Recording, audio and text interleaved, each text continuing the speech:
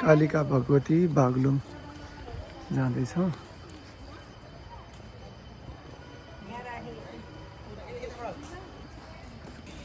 यो मालढुङ्गा जाने बाटो रहेछ, यो चाहिँ मन्दिर जाने बाटो भयो। एकचोटि आउन लागेको अत्यन्तै दिव्य ठाउँ रहेछ यो।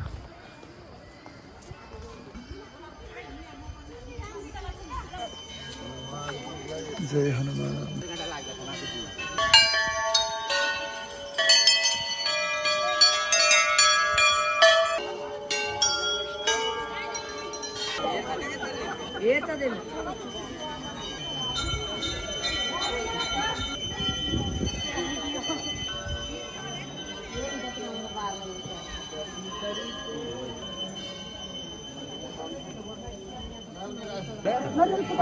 तिमी दर्शन